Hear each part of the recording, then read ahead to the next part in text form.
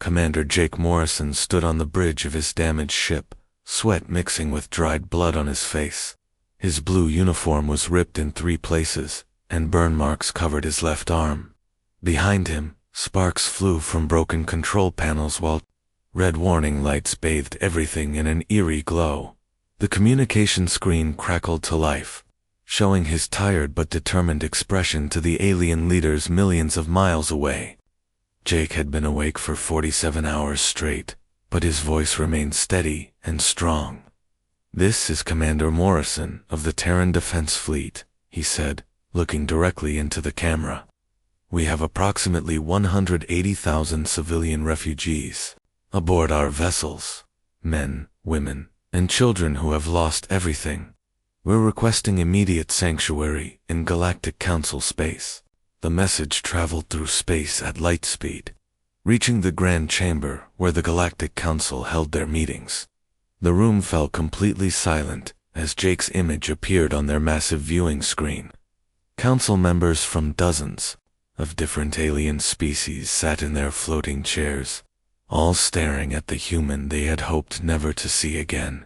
Council leader Deepseas, a tall being with purple skin and 4 arms, felt his stomach twist with worry.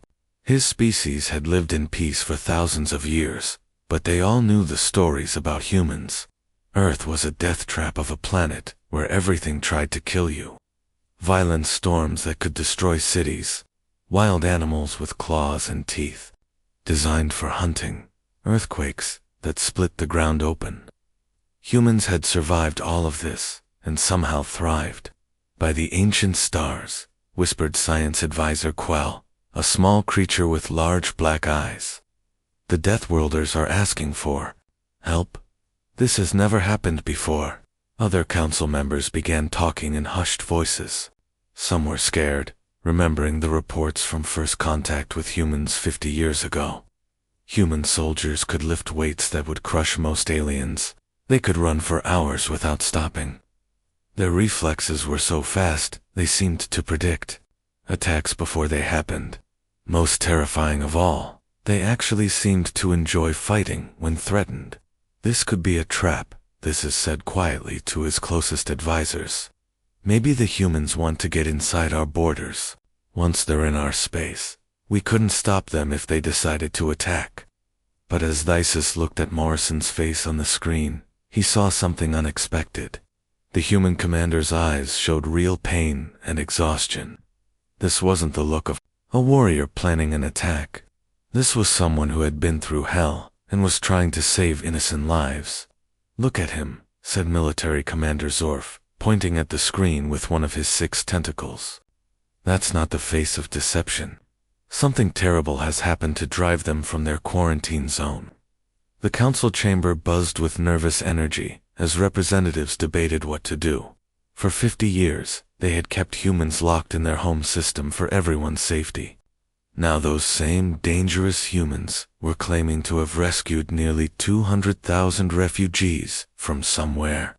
What could be so terrible that it would force Deathworlders to run? Asked Medical Officer Vrin.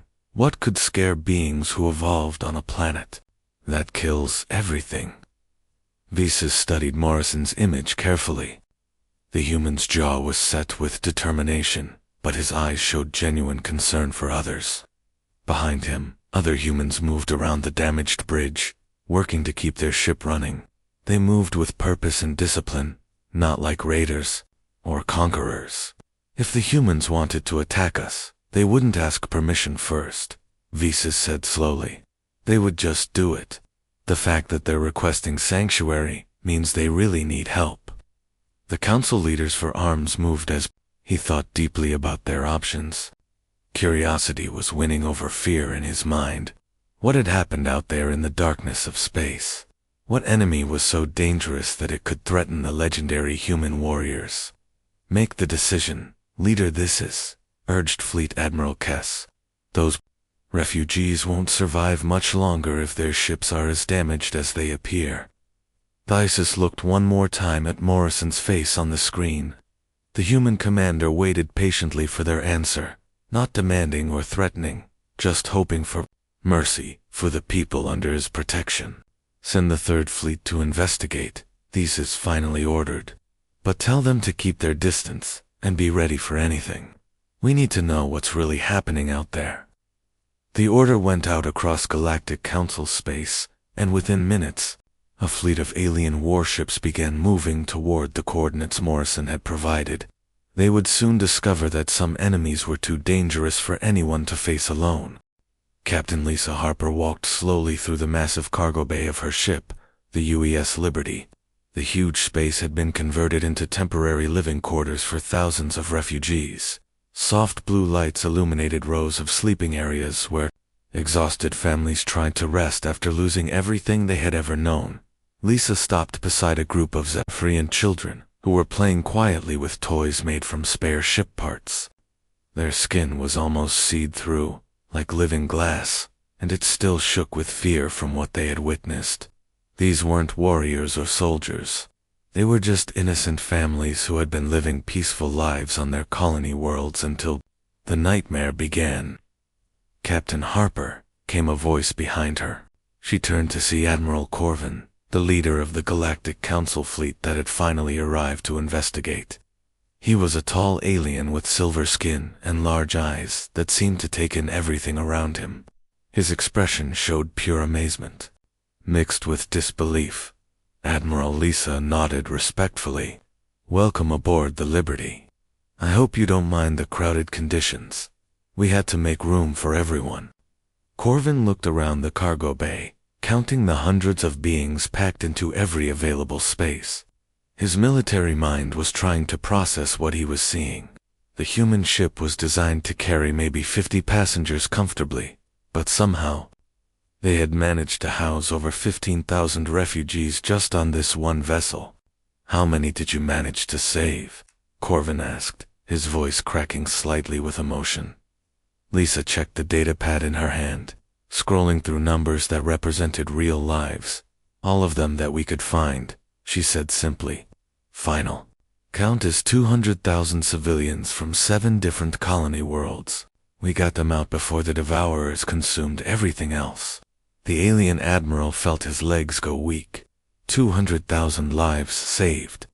His own military had never attempted a rescue operation involving more than a few hundred beings, and that was considered a major success. The logistics alone should have been impossible. "But how?" Corvin whispered, pulling up a holographic tactical display that showed the battle zone. "Our long-range sensors tracked your fleet movements. You crossed 200 light-years of space in less than a week. That should be physically impossible with your technology." Lisa smiled grimly. "We pushed our engines past safe limits. When you're racing against extinction, you don't worry about warranty coverage." The display showed something even more incredible. Human ships had somehow detected the Devourer attack from impossible distances, mobilized their entire defense fleet, and arrived at 7 different star systems just as the synthetic enemy was beginning their assault. "Your timing was perfect," Corvin said, studying the data. "If you had arrived even a few hours later, every living being on those worlds would have been consumed." "We got lucky," Lisa replied, but her tone suggested there was more to it than luck. "Our deep space monitoring stations picked up some unusual energy signatures. When we investigated, we realized what was happening and moved fast." Corvin pointed to specific readings on the display that made his hands shake. "Admiral, our sensors recorded something that our scientists say is impossible. Your people were fighting the Devourer drones in hand-to-hand combat in the vacuum of space. No protective suits, no breathing apparatus. Just humans fighting synthetic monsters in open space." Lisa looked at the data and nodded casually. "Yeah, that would be our Marines. When the evacuation shuttles needed extra time to load civilians, our boys and girls bought it for them. Standard operating procedure. Standard procedure." Corvin's voice went up an octave. "Your people were fighting in conditions that would kill any other species instantly. The cold of space, no atmosphere, radiation levels that should have cooked them alive." "Marines are tough," Lisa said with a slight shrug. "They train for worst-case scenarios. Besides, the fight only lasted about 20 minutes per engagement. Our people can hold their breath and function in vacuum for short periods, if they have to. The alien commander stared at her in silence. What she was describing so casually would be considered miraculous by any other military force in the galaxy. Humans had somehow evolved on a planet so dangerous that they could literally fight monsters in the void of space and treat it like a normal day at work. Captain Corvin said slowly, "My species has been exploring space for over 3,000 years. We have never seen anything like what your people accomplished. You didn't just rescue these civilians. You fought off an enemy that destroyed entire civilizations, and you made it look easy." Lisa looked around at the refugee families sleeping peacefully in her cargo bay. "It wasn't easy, Admiral. We lost good people buying time for these evacuations. But when you see families like this, children who just want to play with their toys, and parents who just want their kids to be safe, you do whatever it takes." She paused and looked directly at Corvin. "That's what humans do. We protect those who can't protect themselves, even if it seems impossible." The alien admiral realized he was witnessing something unprecedented. For the first time in galactic history, the feared Deathworlders had revealed their true nature. They weren't conquerors or destroyers. They were protectors, and they were very, very good at their job. Colonel Matt Rodriguez walked through the main corridor of the UES Thunderhawk, leading a group of very nervous alien officers behind him. The visitors wore special breathing masks because what humans considered normal air would slowly poison most other species in the galaxy. Even the lighting was too bright for their sensitive eyes, forcing them to wear protective visors. "Welcome aboard the Thunderhawk," Rodriguez said cheerfully, like he was giving a tour of a museum instead of a warship. "She's one of our light cruisers. Nothing too fancy, but she gets the job done." The alien inspection team exchanged worried glances. Science Officer Plex, a thin creature with 4 arms and pale green skin, was frantically taking readings with his scanner. The device kept beeping with alarm signals that made him more uncomfortable with each step. "Colonel," Plex said carefully, "your ship's internal gravity is set to Earth's standard, correct?" "That's right," Rodriguez nodded. "About 1 G. We could adjust it lower for you folks if you need it." No, Plex said quickly, checking his readings again. "It's just that this gravity would crush most of our crew members within hours." "How do your people function normally in these conditions?" Rodriguez looked confused for a moment. "This is normal for us. Actually, it's a bit lighter than what we train in back home." They entered the main observation deck, where massive windows showed the human fleet spread out across space. The alien officers pressed their faces against the glass, staring in shock at what they were seeing. Each human ship was enormous, covered in armor plating that looked thick enough to stop a meteor strike. "This is your light cruiser?" asked Communications Officer Velt, his voice shaking slightly. "Our largest dreadnoughts are smaller than this vessel." "Yeah, the Thunderhawk is on the smaller side," Rodriguez said casually. "Crew of 800, designed for extended combat operations in hostile territory. We built her tough because you never know what you're going to run into out here." He pointed to the armor covering the ship's hull. "That's 3 meters of titanium steel composite plating. Standard protection for this class of ship has to be thick enough to handle direct hits from kinetic weapons, plasma charges, and whatever else the enemy throws at us." Admiral Corvin, who was leading the inspection team, pulled up his scanner and pointed it at the ship's weapon systems. The readings made his eyes go wide with terror. "Colonel, these weapon systems are larger than anything we have on our most powerful battleships. What exactly do you use these for?" "Standard ship-to-ship combat," Rodriguez replied. "Each main gun can punch through most types of armor, and the secondary batteries are good for taking out smaller targets, like fighters or missile clusters." The group moved deeper into the ship, eventually reaching the training deck, where human soldiers were practicing their combat skills. The aliens stopped dead in their tracks, watching in horror as humans. Sparred with weapons that glowed with energy and made the air crackle with power. 2 soldiers were fighting with staffs that shot electrical bolts with each impact. Another group was practicing with handheld weapons that looked like they could blow holes through solid rock. The humans moved with incredible speed and strength, their bodies twisting and jumping in ways that seemed to defy physics. Your training equipment would kill our warriors instantly, Science Officer Plex observed, his voice barely above a whisper. Those energy levels would cook most organic beings alive. Rodriguez scratched his head and looked at the training session. Yeah, we had to tone it down quite a bit for space deployment. Back home on Earth, we train in gravitational fields twice this strong. Plus, we have to deal with environmental hazards that don't exist up here in space. Tone it down, Admiral, Corvin asked weakly. Sure, on Earth we train in deserts, underwater, in freezing mountains, during storms. Space is actually pretty comfortable compared to home. No weather, no wild animals trying to eat you, no sudden changes in temperature or air pressure. Just then, Lieutenant Amy Foster jogged up to join their group. She was still wearing a spacesuit covered in scorch marks and metal fragments. Her helmet was tucked under her arm, and she had a satisfied smile on her face. Sorry I'm late, Colonel, she said breathlessly. Had to replace some hull plating that the Devourers chewed through during the last engagement. Took longer than expected because they really did a number on the outer sections. She mentioned the repairs like she was talking about changing a flat tire or fixing a broken window. The alien officers stared at her in amazement, realizing she had just spent hours working in the vacuum of space, repairing battle damage that would have destroyed most ships completely.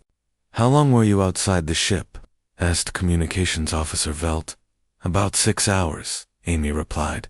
Would have been faster, but I had to be careful not to damage the refugee quarters while I was welding new plates into place. 6 hours. In open space. Plex's voice cracked. Without life support. Oh, I had life support, Amy laughed. This suit has a 8-hour air supply, though I did have to share some air with Petty Officer Johnson when his suit got damaged by Devourer acid. No big deal. The alien inspection team was beginning to understand something that terrified them. Humans didn't just survive impossible conditions, they thrived in them. What other species considered deadly emergencies, humans treated as minor inconveniences. They had built their entire military around the assumption that everything in the universe was trying to kill them, and they had prepared accordingly as they continued the tour. One thought kept running through every alien mind. No wonder the galaxy feared Deathworlders. They didn't just survive the impossible, they made it look like just another day at work. Admiral Tom Bradley stood on the command bridge of the UES Defiance, his eyes fixed on the massive holographic display that showed the approaching nightmare. The long-range sensors painted a terrifying picture across the three-dimensional map. Thousands upon thousands of enemy contacts were moving toward them like a swarm of angry insects. But these weren't insects. These were the Devourers, and each contact on the screen represented a ship that had once belonged to some other civilization. The synthetic enemy didn't just destroy their victims, they consumed them, absorbing their technology and turning their own ships against anyone who remained alive. Bradley could see the twisted shapes of vessels that had once been beautiful exploration ships, now covered in dark metal growths and pulsing with unnatural energy. Some ships still showed pieces of their original design, like ghosts of the civilizations that had built them. There were sleek vessels that had belonged to the artistic Melody people, heavy cargo ships from the industrial Kryn Empire, and even a few elegant cruise ships that had carried families on peaceful vacations before becoming weapons of destruction. Sir, incoming message from Communications Officer Kelly Wright, announced the bridge AI. Kelly's worried face appeared on a smaller screen. She was stationed at the communication hub, monitoring all the chatter from both friendly and enemy forces. Admiral, The Galactic Council fleet is preparing to retreat. Their lead ships are already turning away from the combat zone. Bradley nodded without taking his eyes off the main display. The alien ships were moving in the opposite direction as fast as their engines could carry them. He couldn't blame them. Any sane military commander would look at those odds and run for safety. "Let them go," Bradley said calmly. "We didn't come this far to run away when things get difficult." Another screen flickered to life, showing Captain Dave Miller on the bridge of the UES Retribution. Behind Miller, Bradley could see his crew working frantically at their stations, preparing weapons and checking defensive systems. The Retribution was one of their heaviest ships, built specifically for this kind of fight. "Admiral, our tactical computers have finished counting enemy contacts," Miller reported, his voice steady, despite the news he was about to deliver. "Enemy numbers are estimated at 50,000 vessels of various sizes. They've got our refugee convoy completely surrounded. 50,000 ships." Bradley let that number sink in for a moment. The human fleet had 347 vessels total, including support ships and medical transports.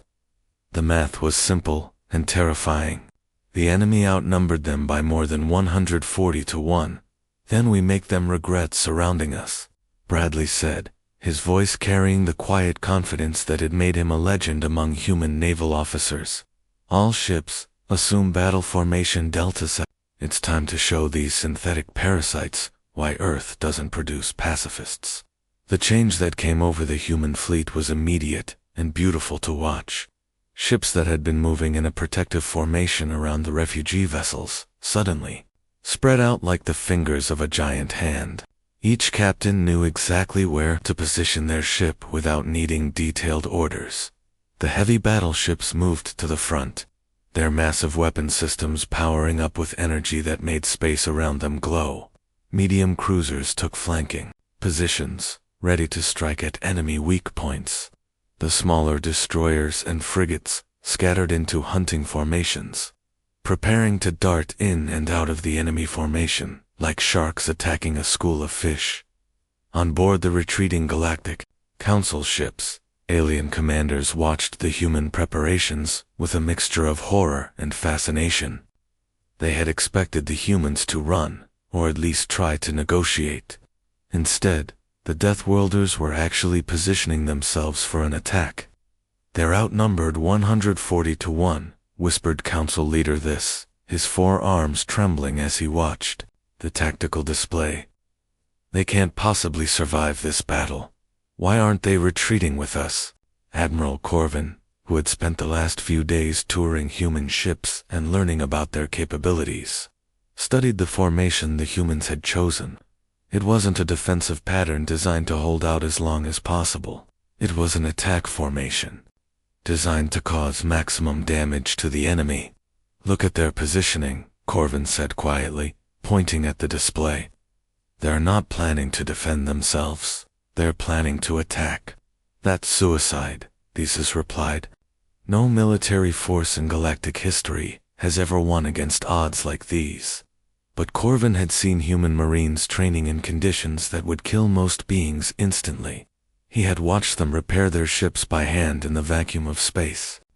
He had seen them rescue 200,000 civilians, while fighting off an enemy that had consumed entire star systems. Council Leader Corvin said slowly, "I don't think they're planning to just fight. I think they're planning to win." As if responding to his words, the human fleet began to move forward. Not retreating, not trying to escape, but advancing directly toward an enemy force that outnumbered them by impossible odds. The ships moved with the coordinated precision of predators who had found prey, rather than defenders facing their doom. On the bridge of the Defiance, Admiral Bradley watched his fleet take their positions and felt a familiar calm settle over him. This was what humans did best. When faced with impossible odds and certain death, they didn't surrender or run away. They attacked. "All ships report ready for combat," announced Kelly Wright. "Then let's get to work," Bradley replied, and gave the order that would change galactic history forever. The space around the refugee convoy erupted into the most spectacular battle the galaxy had ever witnessed. Captain Rachel Stevens gripped the controls of her fighter as she led Falcon's squadron straight into the heart of the Devourer formation. Her small ship twisted and rolled through a maze of enemy fire that lit up the darkness like deadly fireworks. "All squadrons, execute Plan Omega," Rachel commanded over the radio, her voice calm despite pulling her fighter into a dive so steep it would have killed most alien pilots from the G-forces alone. "Remember, we're not just fighting for ourselves. We've got 200,000 civilians counting on us." Her squadron of 12 fighters moved like a pack of wolves, each pilot knowing exactly what the others would do before they did it. They had trained together for years, practicing in Earth's harsh environment, where a single mistake meant death. Now that training was paying off as they danced between plasma bolts and kinetic rounds that could vaporize a ship in seconds. But the real surprise came from an unexpected source. Deep within the human fleet, aboard the refugee ships, something remarkable was happening. The Zephyrian civilians that the humans had rescued were not content to hide and wait for others to protect them. Lieutenant Tony Johnson was coordinating defensive positions when his scanner picked up movement from the refugee quarters. "What the hell?" he muttered, checking the readings again. The Zephyrians were suiting up in makeshift combat gear and heading for the airlocks. "Lieutenant Johnson to Admiral Bradley," Tony called over the radio. "Sir, the Zephyrian refugees are requesting permission to join the fight. They want to help defend the convoy." Admiral Bradley paused in the middle of coordinating the battle. "Are you serious, Lieutenant? These are civilians. They're supposed to be the ones we're protecting, sir. Their representative says they're tired of running. They want to fight back against the Devourers that destroyed their homes." What happened next would be talked about in military academies for generations. The Zephyrian refugees, who had seemed like helpless victims just hours before, revealed their true nature. Their translucent aquatic bodies had evolved in the crushing depths of ocean worlds, where the pressure could flatten most metals. What looked fragile to human eyes was actually incredibly strong. "Holy shit," Tony whispered as he watched the first group of Zephyrians exit the airlocks. They moved through space without suits, their bodies naturally adapted to survive in vacuum. Their long, flexible appendages reached out and literally tore apart Devourer drones that got too close to the human ships. The synthetic enemy had designed their primary weapons around pressure attacks that could crush normal ships like tin cans. But the Zephyrians had spent their entire evolutionary history dealing with pressures that would destroy most technology. The Devourer weapons were useless against them. "Admiral, you need to see this," Tony reported, his voice filled with amazement. "The Zephyrians are immune to the Devourer's pressure weapons. They're ripping enemy ships apart with their bare hands. Working together, the humans and Zephyrians created a combination that the Devourers had never encountered before. Human tactical coordination and advanced technology, combined with Zephyrian natural resistance and incredible physical strength. The refugee civilians who had been fleeing for their lives just days before were now fighting alongside the galaxy's most feared warriors. Captain Rachel Stevens pulled her fighter up from a strafing run to sea. Zephyrian warriors literally punching holes through enemy ship hulls while human marines provided covering fire. "Turns out peaceful doesn't mean helpless," she radioed to her squadron. "When your home planet has ocean depths that could crush a battleship, you develop some serious physical capabilities." The battle turned into a one-sided slaughter. The Devourer fleet had expected to find easy prey, helpless refugees guarded by a small human force. Instead, they encountered two species of Deathworlders working in perfect harmony. Humans brought advanced weapons, tactical brilliance, and the kind of stubborn determination that refused to give up. Zephyrians brought physical capabilities that made them immune to the enemy's best weapons and strong enough to tear ships apart by hand. Within 3 hours, the massive Devourer swarm was nothing but floating debris. 50,000 enemy ships had been reduced to scrap metal and slowly cooling plasma. Not a single human or Zephyrian life had been lost in the final assault. As the last enemy ship exploded in a ball of fire, Admiral Bradley opened a communication channel to the retreating Galactic Council fleet. His weathered face appeared on their screens, showing the calm confidence of a man who had just accomplished the impossible. "Council Leader, this is Admiral Bradley," he said, his voice carrying across space to the alien leaders who had fled from the battle. "The immediate Devourer threat has been neutralized, but our deep space sensors are detecting something much worse coming from the dark regions beyond known space." He paused, letting that information sink in before continuing. "Your civilized approach of running away and hiding behind treaties won't stop what's heading for the galaxy. It's time you stopped fearing Deathworlders and started appreciating what we bring to the fight. The universe is more dangerous than you want to admit, and isolation won't save any of us." The transmission ended, leaving the alien council members staring at empty screens. Around them, the evidence of human victory floated in space like a monument to what determination and courage could accomplish. The galaxy's protectors had been waiting in exile all along, and now everything would change.